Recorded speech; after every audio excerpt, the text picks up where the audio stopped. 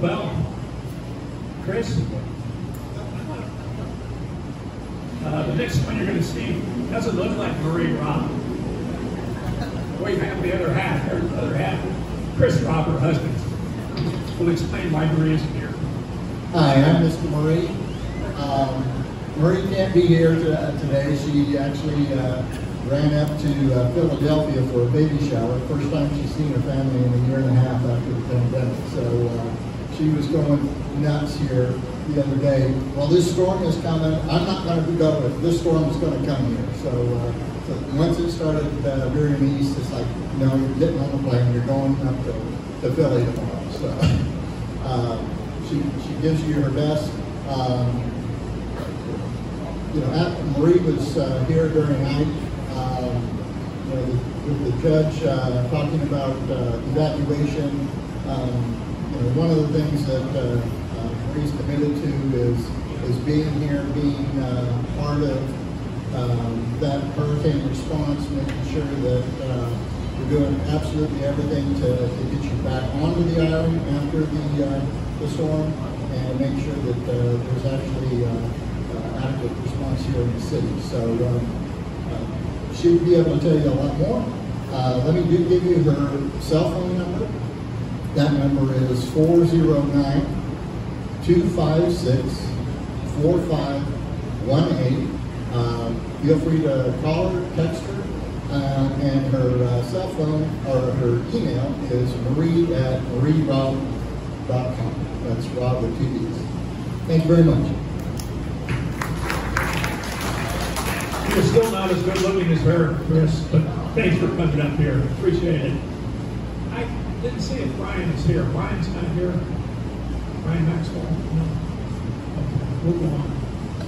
Well, that takes care of the preliminary meeting our various elected leaders. Now we get into planning and evacuation. First one I'm going to call on is Dan Riley with the National Weather Service meteorologist. Dan? Good to have you back again.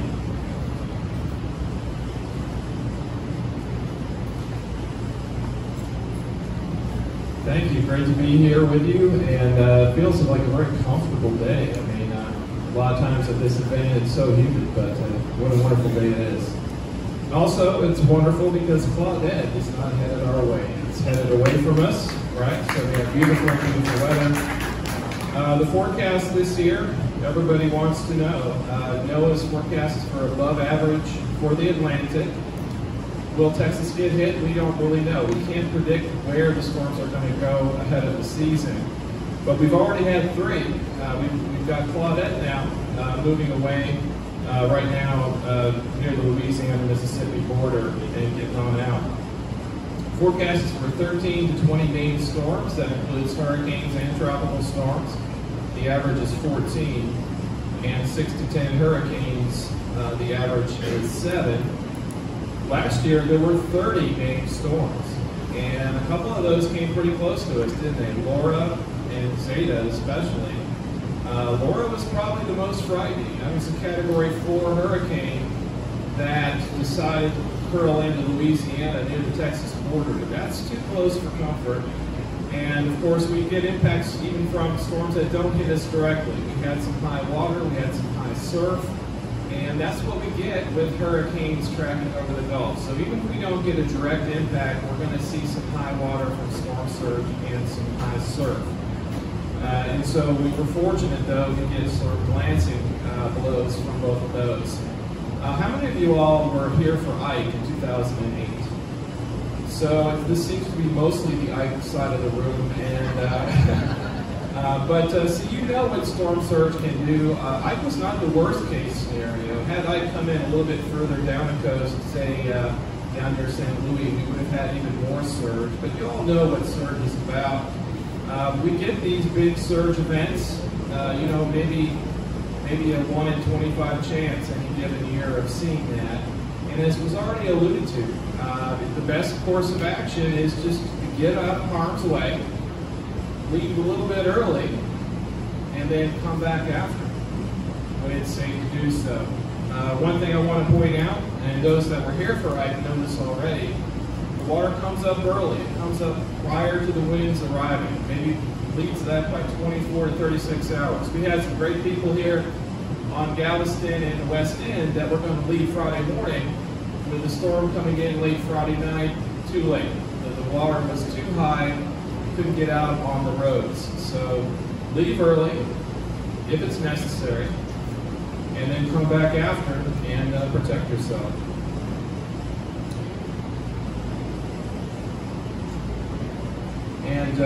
And so that's the main point I wanted to make. Also, I want you to plug into our weather information, our website, weather.gov/Houston. Our job is really to let you know what to expect. There's no hype, nothing like that. With Claudette, we were trying to calm people down in a way. You know, it's a weak storm, more likely going to move to Louisiana, and that's what happened. So if you watch TV news, for example, you'll see these lines coming at you, and or social media, and probably the anxiety level's going to rise. But I really recommend plugging into weather.gov/Houston. Judge already mentioned that we're co-located, and we're feeding your elected officials that information as well. But you can hear the same briefings we give them on our YouTube site. Just remember NWS Houston. NWS Houston. You can find us on Facebook, YouTube, Twitter, and of course our website. And if there's ever any questions, you can also reach out to us. But we really want y'all to stay weather aware. Storms can form in the Gulf, as the judge mentioned, come in quickly. Check on hurricanes.gov. That's another great website to be informed during hurricane season. Check it once a day. See if there's anything out there that the hurricane center is monitoring. So that's all I have. Does anyone have any questions for me before I hand it off? Thanks, everybody.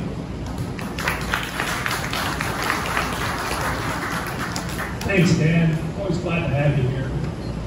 Great information. I do have to recall, remember Ike, what it was like in trying to get back on the island. And that's the time that Jamaica Beach opened its doors completely to the West End. They had Salvation Army trucks, they had the American Red Cross here, they had water, everything. And it's something I'll never forget what Jamaica Beach did for the West End. It was just an open door. How about a nice hand for Jamaica Beach? And I'd like to call our Mayberry. So let me introduce you to Galveston County Emergency Management Coordinator. Great important job, Scott Tafuri. Scott?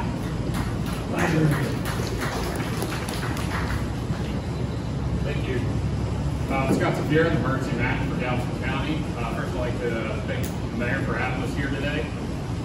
So, as you heard the previous speakers talk about, right, one of the things we always talk about is, really the three things we hit on. Make a plan, build a kit, stay informed. If you haven't grabbed our disaster and hurricane guide, it's on the back table. We also have a case guide. We have a lot of really good information in there from what you need to do well before, starting with insurance. I know that's not the most fun topic in the world to talk about. We have friends at TWIA, Texas Department of Insurance.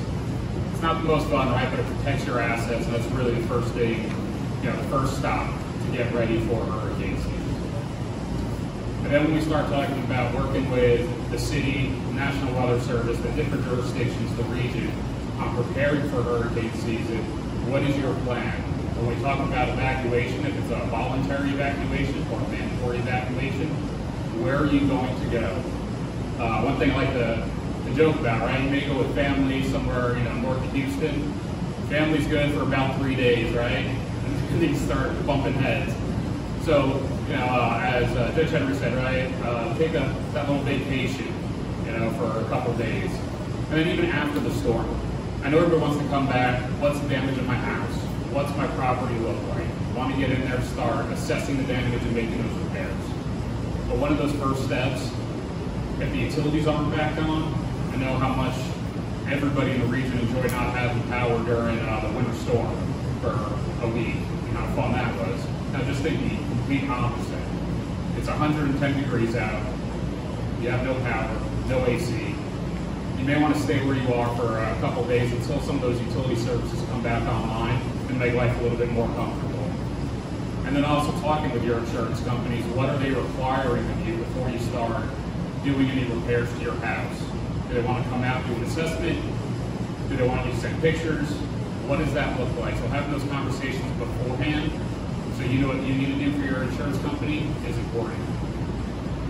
And then also as we start getting into hurricane season, if we have something developing, my office working with all the jurisdictions, the National Weather Service, we'll start having meetings, and we'll start, social media on the county website, on our website, gcoem.org, right? And really trying to pass out as much information as we can. And like I said, when we work with National Weather Service, they're giving us the facts. They're not spinning up, trying to hype up what's going on. They're giving us the data that they have at the time, the best accurate information. And those are the decisions that we have to pass off to our decision makers or elected officials, so they're able to make those decisions that are best for the community. Right? How do we protect life safety? Number one. So when we start seeing us on the news, and then Judge Henry on the news, right, we're starting to build up. We take those things very seriously. We try to get that information out to the residents so you guys can do what's best for you. Right? So when we start talking about making a plan and building your kit, everybody's kit is going to look different. I have 3 kids. If my wife does not pack something for my kids to do, I feel sorry for her. She's going to have a rough time. And I got yelled at during the winter freeze, right? Because they didn't have their electronics, right? So kids without electronics these days, they start going crazy. But it's going to look different for if you have no kids, right? Make sure you take important documentation. Your medicine, don't just take the pill kits, those like 5-day kits. Take the actual prescription bottles with you. So if you have to go somewhere and you need a refill, they know exactly who that doctor is, what the prescription is, what the dosage is. Right? Those are important information to have, opposed to, this is my last day in my pill kit. I need help now. Alright, so kind of having that plan beforehand is really important. And then trusting your local news sources, your city officials, your county officials. Right, we're trying to give you the best information possible. And then on the back of our guides, if you didn't get them, please grab them. We also have kids guides if you have grandchildren, your neighbors have kids. To our county social media page. I know the city of Jamaica Beach has their social media page. And we're just trying to push the most accurate, current information out that we can for everyone, which is really critical during those times. So I know a lot of times, especially on social media, a friend of a friend said X is going to happen, and the National Weather Service is telling us, oh no, it's moving further out east, or whatever the case may be. So listening to what the jurisdictions are telling you is really important. Follow the trusted news sources. I can't stress that enough. So if you haven't visited our table, please come by, talk to us. We'll be happy to share any information along with our plans with you. And thank you for the opportunity to speak today. Thanks, Mark. Great information. Scott, thank you very much. Really appreciate you being here again. Now let me have you introduce to some real important people, our fire companies. First of all, let me introduce you to Mark Morgan. He's the Galveston Fire Department Battalion Chief. Mark? So glad to have you. Thank you, Jerry, Mayor.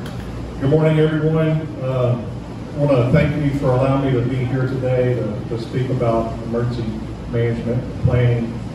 If you look at this poll, for the folks that weren't here for Ike, you see where this little fire department sticker is on this pole. That's where the water level was for Ike. Y'all see that?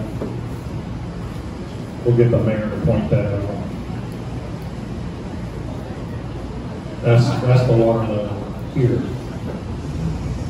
So one of the things that Scott touched on was communications. Everybody has a cell phone nowadays. I want to encourage you to go to the City of Galveston website and sign up for our alerts.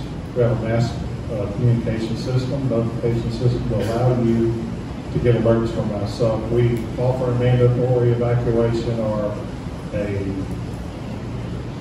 voluntary evacuation. It will be released on this also, and there'll be information for you. One of the things that we do is we work very closely with the city of Jamaica Beach, and we have the same debris contractors. We've gone to great lengths to make sure that we coordinate with the city of Jamaica Beach. So over at our table here on the left, you'll see this brochure. And what this is if we are unfortunate and get struck by a hurricane or some type of flood, there's a system for you to set your debris out on the street. So if you'll go by and get one of these, it will save you a lot of grief in the end. One of the things we want to encourage you to do is to know how to set the debris out so that it can be picked up properly. The other thing that you have to worry about on the west end is tropical storms. So out here, if you have 4 or 5 foot tides, you can have water over the streets. So you want to make sure that you stay, out of the way of the water, and just be aware of the tropical events that can occur. Again, if y'all want to come visit our little area over here, we have more information for you available, and the website information is here also. Thank you very much for letting us speak. Thanks so much, Mark. And yes, there are some great information in all the booths that we have here, so do, when you get a chance after the meeting, to visit them and see what they have. So that was our fire department from Galveston. How about our fire department from Jamaica Beach? Kyle Batten. Kyle?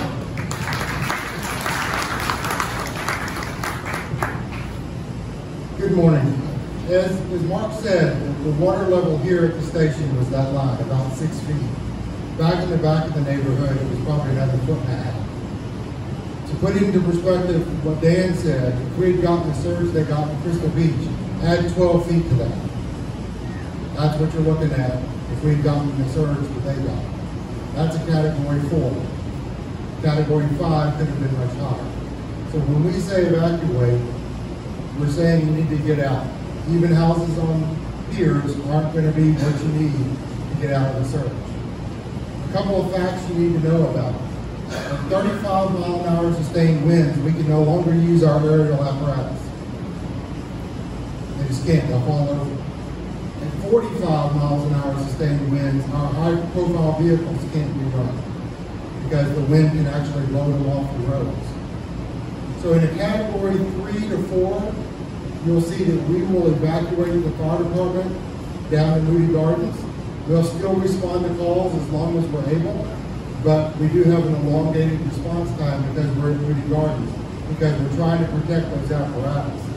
About $4 million worth of apparatus that we don't want a surge to destroy. In a category 5, we will evacuate to Santa Fe High School, high ground, and we'll be there until the waters recede and we can get back into the city and take care of things. So if you see the fire department evacuate, it's a good time to really get out of here. Because we're usually the last in, the last out, and the first back in. So if we're getting out of town, it's a good bet you should get out of town. All it takes in Jamaica Beach is about 3 feet of water over mean lower water, and our streets start to flood. You'll get up to a foot of water on those roads, depending, 4.5 feet over mean lower water. You'll have water over Jolly Roger, you'll have water over Jamaica Cove, Jamaica Inn starts to take on water, Bob Smith starts to take on water. Nobody wants to drive through salt water with their vehicle. It's not good for them. We don't like to drive through salt water with our vehicle. So once it starts getting higher than that, the roads get impassable. They've done a lot of work on 3005. Not enough that you could get out in a nighttime surge. The water's going to be over 3005. And once we've gotten to the high ground, if you're stuck in the water, there's not much we can do. We do have boats. Again, the boats can't operate in high winds. We just can't get to them. So if you didn't like to stay, know that you're on your own until we can get back in. So I would encourage you to sign up for all the alerts, pay attention to it, make your plan early, and get out before we get out. Thanks. Thanks, Tom. Great information. Let me have you meet Mike Jones, Texas Department of Emergency Management. Right here. Okay. Well then, this is very important for the city of Galveston, for the whole West End. That's our Director of Planning for the city of Galveston, Tim Teachin. Tim, there you are. Glad to have you here again, Tim. Thank you.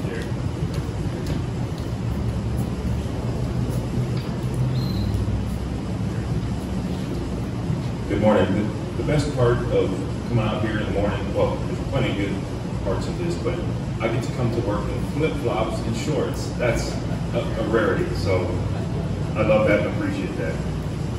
Thank you, Mayor, for having us attend.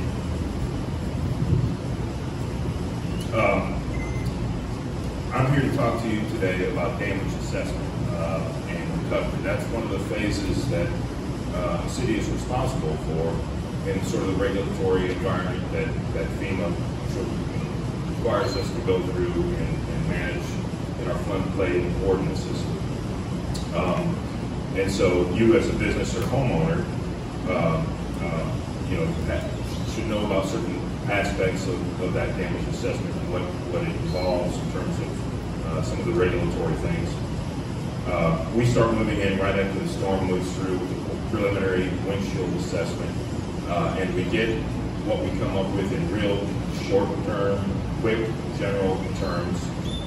We get that information back to the proper authorities under what we call a DSO, Disaster Summary Outline, which is a sort of very high-level estimate of what the damage was. That's the first order of magnitude that we get out there, but then we begin starting in on damage assessment in particular for individual properties if it's a severe enough storm. Now the last storms that we had last year really didn't affect homes too very much, but they sure tore up the heck out of our dunes. And that it's really unfortunate.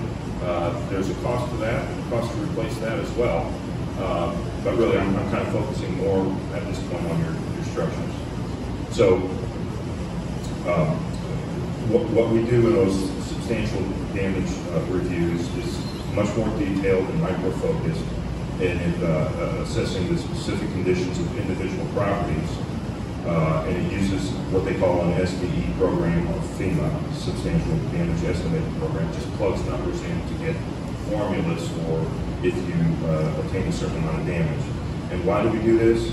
Well, the short answer is that we are required to assess substantial damage on individual properties to continue participating in two programs, the NFIP, which Galveston has been in since '71, and the FEMA CRS program, Community Rating System, which is basically a program where we administer additional sort of regulatory items that actually gets you, the homeowner and business owner, a reduction in the rates. Right now in the city of Galveston, you enjoy a 20% reduction because of the things we've done with the CRS program.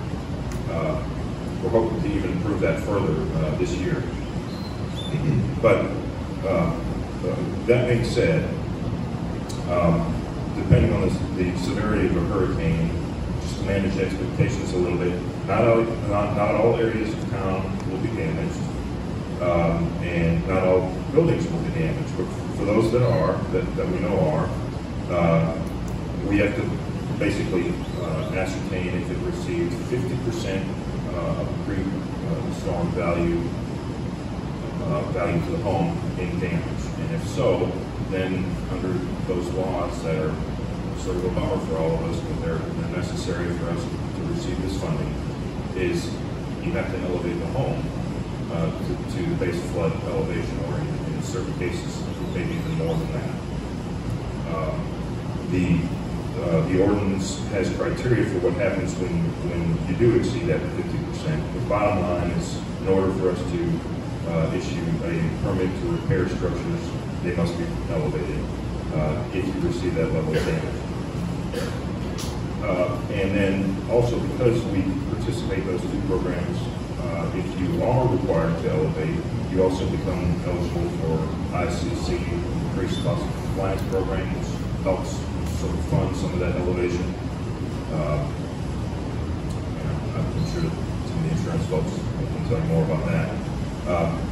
But who conducts the SDE, Substantial Damage Estimating Program? That's actually done by a consultant team that the city hires to queue and come to out and begin doing the damage assessment. So you would be contacted by individuals with the contract company that we happen to contract with. Our inspectors will be fully covered up, and so they actually don't do that work, but they do process the work that is done by the consultant.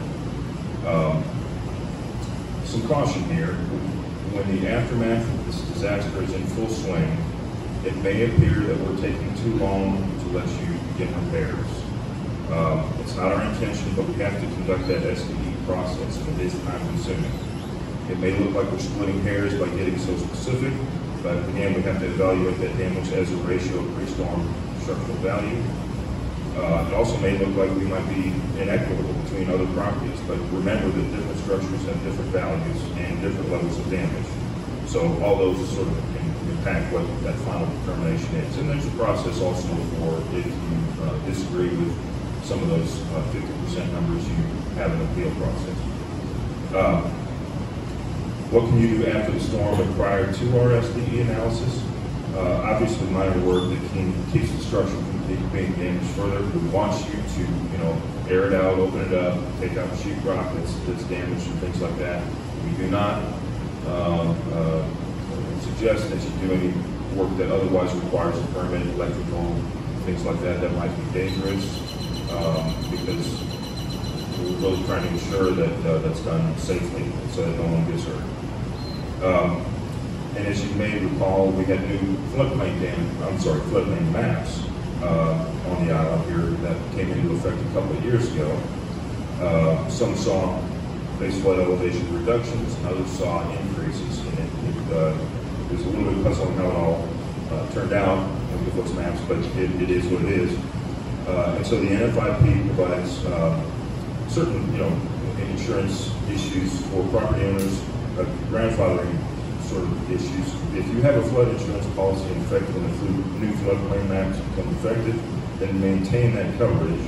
Or if you've built with compliance with the firm at the time of construction, but if the building's been substantially damaged or improved, it's not eligible for that grandfathering that was in effect at the time of the building's original construction.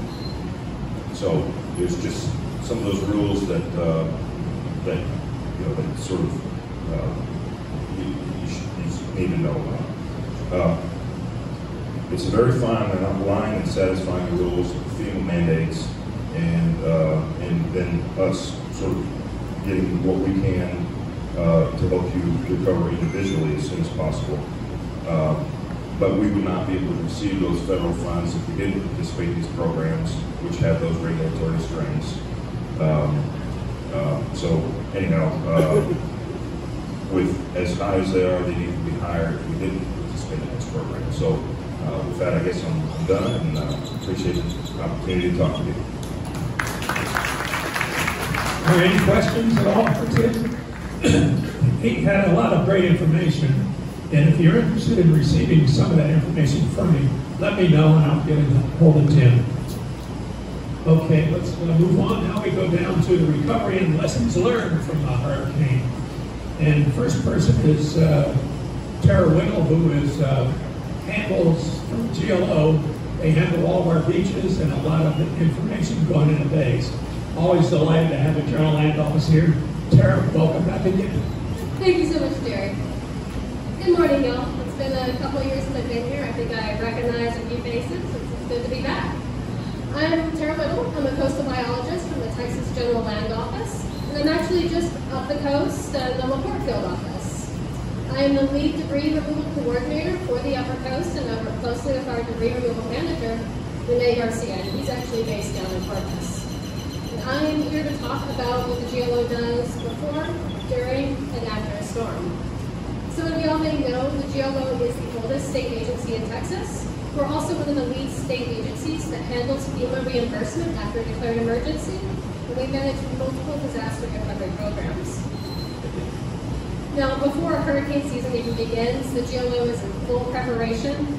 We are updating our software, we're checking contracts, we're publishing internal store plans, and we're just making sure our personnel know what to do when the storm hits and when the storm countdown begins. Now, as soon as the storm is sighted in the Gulf, then we have all of our team looking out. We have multiple divisions. And when it looks like there's going to be a storm impacting the coast of Texas, we get our countdown, T72, T48, T24, and so forth. And different staff respond at different levels at each countdown threshold. Once the storm hits, we have staff based in our Austin headquarters, and we have staff based in the impacted area working with incident command centers. Our staff work with other state agencies and local governments to help Texas weather the storm. Then right after a storm, you're probably going to see some of our oil spill team as soon as it's safe to go out there assisting with our search and rescue ops. Now, if a storm does impact our area, and hopefully we do have a boring hurricane season here on the Texas coast, there's going to be a couple divisions within the GLO that you're probably going to want to talk to. If you have impacts on your personal property or your private property, you're going to want our CDR, our Community Development and Revitalization Team. Those are the folks you're going to talk to if your home gets impacted. They have homeowner assistance and reimbursement programs. They have temporary or short-term housing programs. And they also work with our Department of Housing and Urban Development to assist small businesses with economic recovery. I cannot answer any questions about CDR. I don't work in that division. But I do have a one-page information over at my booth that you can pick up. And those are the good folks you're going to want to talk to if you have personal property that gets impacted. Now, like I said, I am out with the Coastal Field Office. And after a storm, when it's safe to do so, we're not going to be stepping on any toes of the responders, then biologists and myself are deployed to go out and do disaster assessments. We are mainly looking at the piers and the public beaches and waterways. So those piers and docks, if there's a bunch of them damaged, which tends to happen, my office usually sends out an email or a mass letter, and I'm sure some of y'all have received it saying, hey, if you have a damaged pier, you can go ahead and repair it. You don't have to come to us for anything special. For public beaches and waterways, the GLO actually has a legal responsibility to clear debris that's deemed an immediate hazard to human health and safety. We have pre-position contracts in place. We have a bunch of contractors this year. So ideally, we can get people out there really fast to make these spaces safe for y'all again. We didn't have too much last year for just the public hazardous debris. But after Harvey, for example, we spent several months up and down the coast, Matagorda, Brazoria, and Galveston counties, clearing out the beaches and the rivers of the hazardous debris, mainly those big logs and trees that got washed up everywhere. My field office is admittedly pretty small. There's just a few of us. So if there's an area with huge impacts, my office, our area of responsibility is all the way from the Louisiana border down to the Colorado River.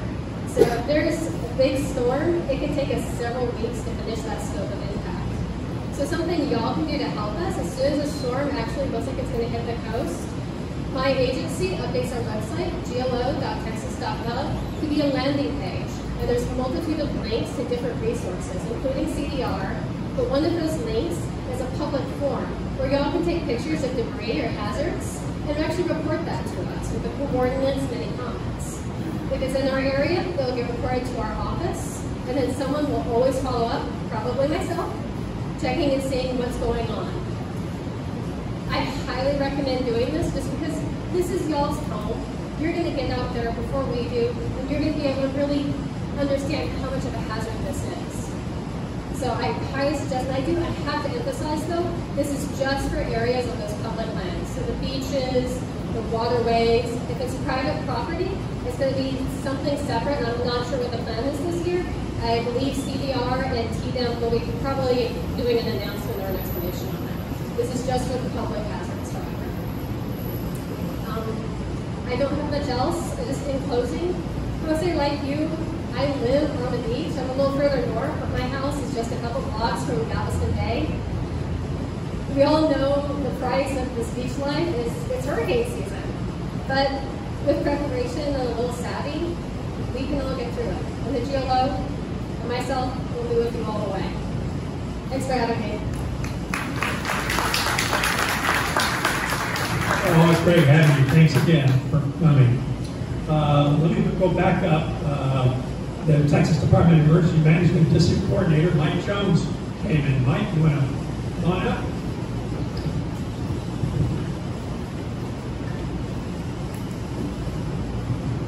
Sorry about being a little late coming in. The traffic here in Galveston is getting a little worse than that. I am Mike Jones. I am with the Texas Division of Emergency Management. We are here to support the local officials and to support you with resources. I handle the field response, so when storms are coming in, I start working with the county and I start working with the cities and making sure you have everything you need for that evacuation. And what we recommend is that you listen to your local officials because they are in contact with the National Weather Service, they're in contact with every city, they're in contact with the state. And we're trying to let them know what we're looking at. A lot of times when we start our evaluation, the state of Texas, we have to start activating our contracts at about 96 hours out. So every contract that we start activating for a storm, that means we start shelling out money for it also. That's why we work very closely with the jurisdictions in the county to make sure that you are prepared and ready for our buses. We will send the buses in to assist with evacuation. Luckily, you have a evacuation pod here in the city of Galveston, and there's others on the mainland. So you'll be able to work and we'll be able to get you transported out as you need it. One of the main reasons is to listen to your local officials when they tell you to evacuate is that there's a timeline that we work with. And one part of that timeline is to try to get anyone who needs assistance off the island and away from the coast within 36 hours of landfall. Because if it goes up to a category 4 or 5, and we have to, and it's a nightmare to go to contraflow. Contraflow in 45 does not start to the other side of the limits. So that's why we want everybody off of it. We don't have the personnel to man each type of intersection. So working and leaving at an early time and getting off the island and being prepared, and also listen to the elected officials on return. We'll bring in the extra DPS sprinklers. We'll bring in our task force, our recovery division, our mitigation division. We're here to support you any way we can with that assistance. The county's threshold is about $1.2 million, so they have to meet that threshold to request assistance from the state, and then the state has to meet $30.9 million to request assistance from FEMA. So there's a big group that we have to work with, and that's why we bring our recovery division in to help with all this stuff. Basically, just listen, be prepared, have your kids ready to go, and whatever is needed from the state, we will make sure, and I will get down here to support you and your local officials. Thanks so much, Mike. Have any questions? Well, let's move on. So far, so good, Mayor. See a Galveston Director of Public Works, Rob Weinke. There you are.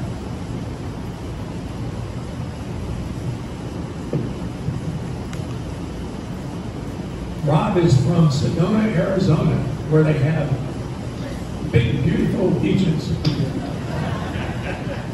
All right, thanks, Jerry. Everybody, thanks for having me here. The topic was lessons learned. And as Jerry mentioned, I'm here from Sedona. Well, give you a little personal story. June 10th, I became Tyson resident last year. June 15th, I started working for City of Galveston. August 12th, I closed on my house on Galveston Island. August 25th, my wife and kids are being told to be that way. I'm going to San Luis. We're heading up station. You know, go ahead and watch what's going to happen. Then we're going to go be deployed. Lessons learned. I had a lot, and I still do. Anyways, so I digress from that, but thank you for having me here. Overseeing public works is a challenge. We've got a lot of needs here on the island, a lot of different needs too, depending on where you're at. Our focus here on the west end, last year with all the near misses that we had, turned out to be quite a bit. You know, sand. Sand is a big thing. It shows up on our streets, fills up our ditches, causes water to back up. Nobody likes having any of that. So we looked at what we had equipment-wise. Some of our equipment was inadequate. So we've done some upgrades this past off-season, I guess if you want to call it.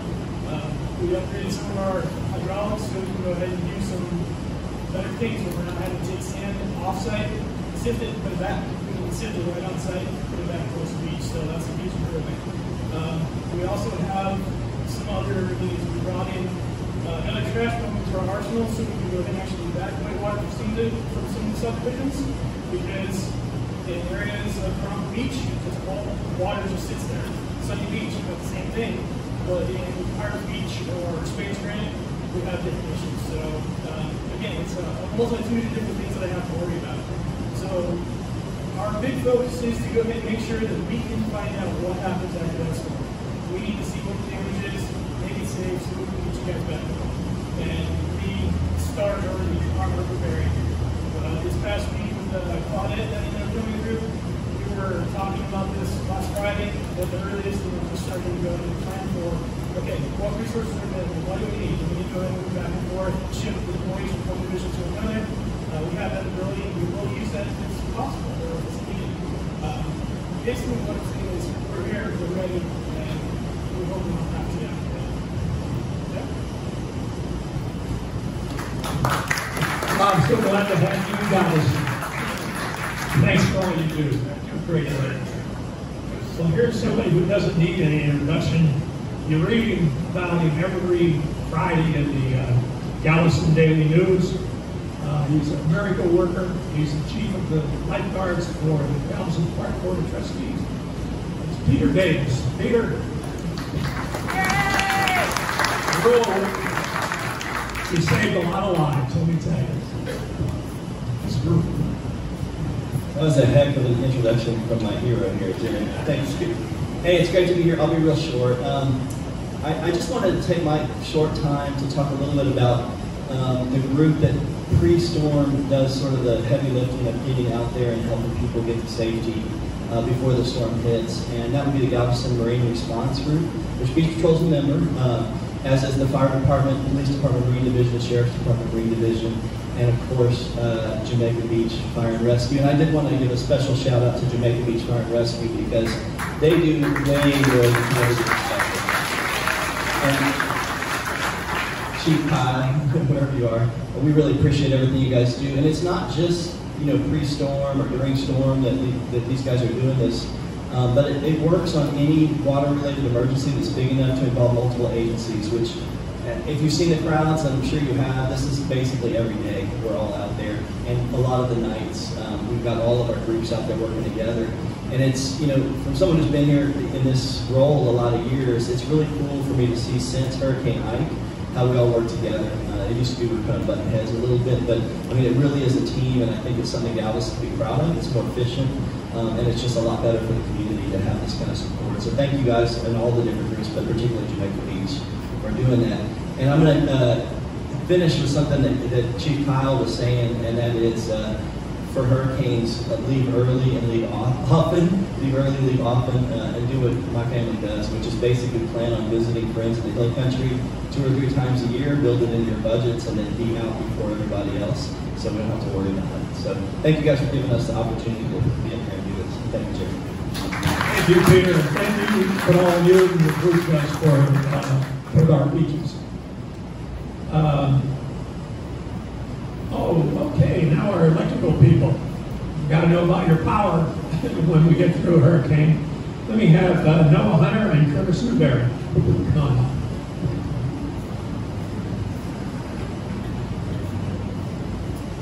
Center Point Energy. Thank you. I am the Service Center Area Manager for Center Point Energy for the Galveston Service Center. We also have the Operations Manager for Galveston. And a lot of you already know Curtis Newberry. He's a consultant that works on the island all the time. So you probably dealt with him and other things. At Center Point, we're one company, so we've been training and preparing for storms for a long time, and we have a group that's what they do full time. That's what we call our emergency operations procedures.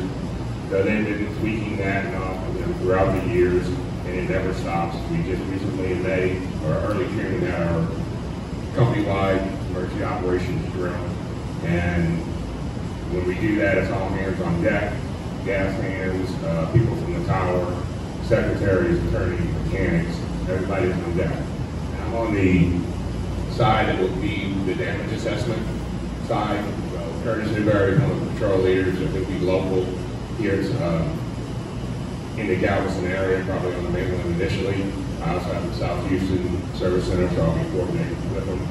But basically, as soon as it's safe to go out, our side of the fence, so to speak, the damage assessors will be sending teams out to assess all the damage and identify where we can best utilize crews so we don't spend time. It's a lot easier for Curtis to go out and turn around in a pickup truck and take pictures and tell us what materials we need and what's down than a big bucket truck.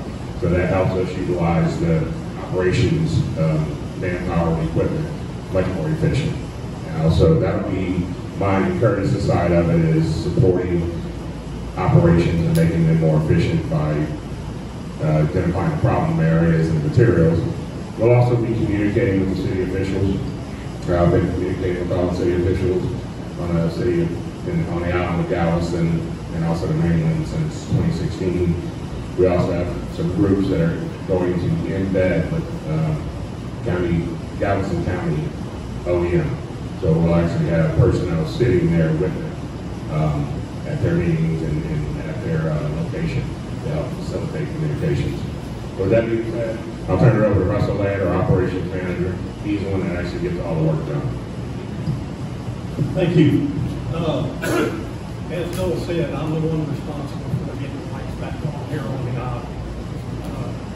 We cover Galveston, covers all the way to basically the Kingdom Bridge, all the way up 45 to the Mark, and all the way through Santa Fe. I was here for Alicia's alignment. I'm from Galveston. I was here during Ike. Saying that, our operation plan, thank you, has definitely changed since Ike. During Ike, we brought folks in after the fact. What I will tell you is, if you go back to Laura, we had 3,000 resources staged outside of Houston ready to come in. When Laura didn't get here, we sent those resources over to Louisiana, along with resources from the center. So saying that, the way it takes place is, depending on the size of the storm, as y'all can imagine, we're going to bring the resources in. The resources are going to be staged outside of the Houston area. As the storm passes, we'll bring them into a centralized staging site. From there, they will be moved out to the local, where they need to be. For Galveston, it's Moody Garden and it's Jack Burke's Park. From there, they will be pushed out to each one of our substations, and we'll work out of each substation daily until that substation is turned on. I would love to sit here and tell y'all we're going to get electricity turned on in 2 days or 2 weeks. I can't tell you that. I'm not about to attempt that. We will be here as soon as it's safe to get the trucks on this island, I assure you. Now, not getting too far off track, but two of the fire chiefs were up here in reference to getting onto the island. Please listen to what they're saying. As a point of reference, last year, I moved our resources off this island 3 times, worrying about storms coming in. Nothing hit here last year.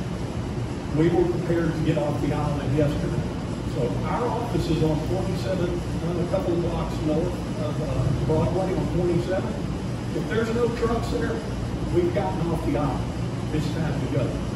So back on restoration, we will work 16-hour days until service is restored.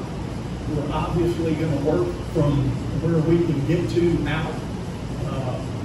Galveston was very hard to get on the island after Ike.